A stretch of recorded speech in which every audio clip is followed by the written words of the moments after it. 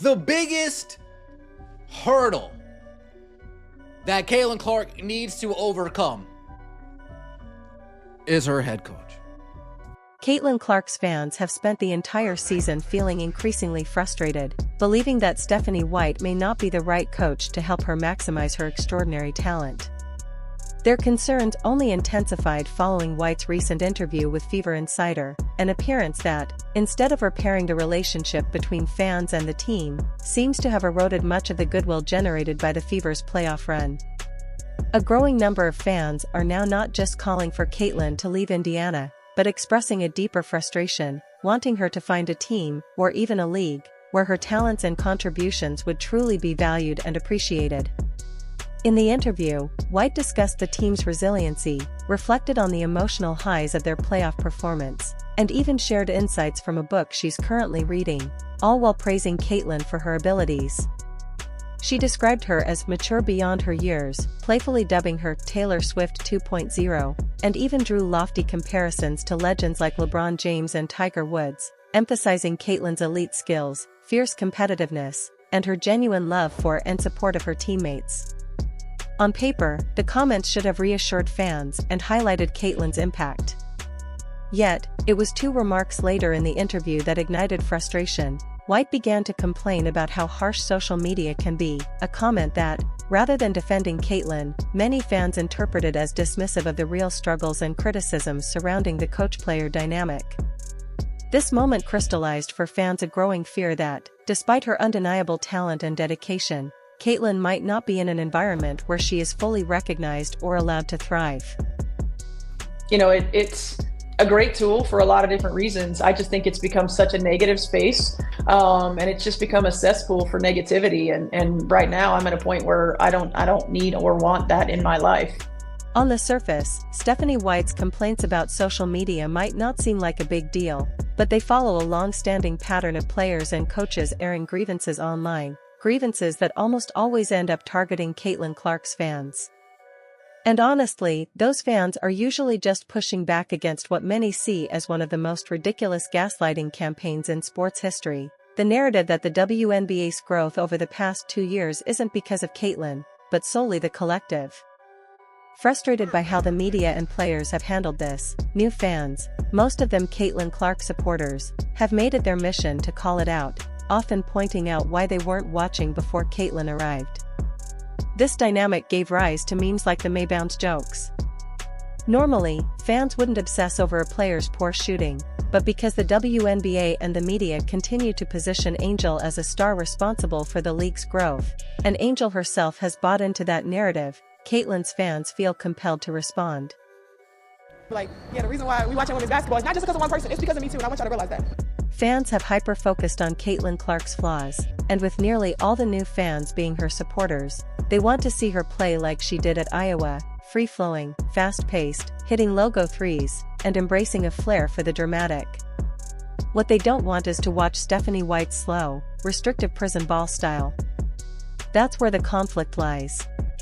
It's kind of wild when you think about it. How do you take over a team with the league's generational star, build a system that isn't centered around her, and expect not to face blowback from fans?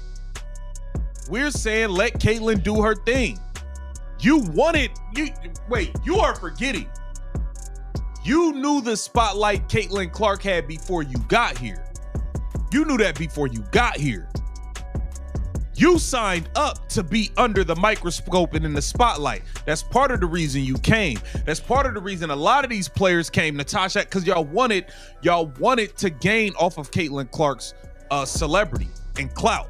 And y'all came over here so y'all can get clout. But you didn't like the other side of the coin, which was there is going to be a level of scrutiny. You are going to be held accountable. If you want to go somewhere where nobody cares and nobody's watching and you can stink it up, go to the Atlanta Dream. Nobody will be talking about you. Stephanie has every right to stay off social media, but the so-called negativity she refers to isn't random hate, it's frustration. Fans are tired of seeing Caitlin Clark misused, played off the ball, and limited in ways that suppress what makes her special. There's ample evidence suggesting that Stephanie White doesn't want to build around Caitlin. She previously praised how the Mavericks played without Luka, noting it allowed the ball to get into more hands, despite Luka being a dynamic creator like Caitlin. White has also expressed little concern about Caitlin returning after her injury, focusing instead on whether she fits into the system. Fans have seen instances, like the night Caitlin hit 3 long threes in a row and scored 32 against the Liberty, only to be pulled aside over a turnover, highlighting the disconnect. Caitlin herself has said she needs the ball more, and clips of these moments have circulated widely. While Stephanie clearly has a system she wants to run, it seems completely at odds with Caitlin's strengths and what fans want to see. The moment fans truly reacted, however, wasn't this system criticism, it was when Stephanie began praising Kelsey Mitchell, implying she was the team's #1 priority. Yeah, and I guess with the offseason too, Amber mentioned in her exit interview that the #1 priority was to land Kelsey in free agency again. Just how important was she to your team this year? How important has she been to the Fever? Obviously, the 8 years she's been with the franchise, and how badly do you want to keep her around? I mean, yeah, she was the #1 priority a year ago, and she's the #1 priority this year. She's been so important. And, I said this last year, Kelsey deserves to go through this stage of her Indiana Fever career. She's been through sort of the worst of the worst, for lack of a better term, in and out of the building, growing pains with getting the organization back. You don't get back-to-back #1 picks unless you've been at the bottom for a while, right? And she showed up like a pro every day. With the offseason in mind, Amber mentioned in her exit interview that re-signing Kelsey Mitchell in free agency was the #1 priority. When asked about Kelsey's importance to the team, it was clear just how much she has meant to the Fever over her 8 years with the franchise. Amber emphasized that Kelsey was the top priority not just last year, but again this year. She highlighted how Kelsey has been through the toughest moments in the organization, enduring the worst of the worst while the team went through growing pains and worked to rebuild. Despite the challenges, including back-to-back years with top draft picks that reflected the team's struggles, Kelsey showed up like a true professional every day, earning her place in this stage of her Indiana Fever career. We love her. We want to continue to build, around her and continue for her to have success. To be fair, when Stephanie talks about priorities, she's referring to free agency, so there's not much to read into there. Even when she mentioned that Kelsey deserves this stage of her Fever career, now that the team is finally successful, that's understandable and easy to give a pass. The sentiment seems to acknowledge that Kelsey lived through the team's failure years, and in that sense, the packed arenas and playoff basketball feel like a well-earned reward for sticking with it. But that's not what really sparked the backlash. The moment fans truly started losing it came after that. What is it with this rite of passage thing in the WNBA? Well, she's been around the league forever. Don't care. Okay, that's great. But Caitlin Clark is your generational talent. You just said on camera you want to build around Kelsey Mitchell? Really? All right. Wow. Oh, I seem to be under the remembrance that people said this was a conspiracy theory. No, that's Stephanie White I'm telling you right now, I believe Stephanie White believes Kelsey Mitchell's the best player on this team. That's on a team that's got Caitlin Clark on the team, on the roster.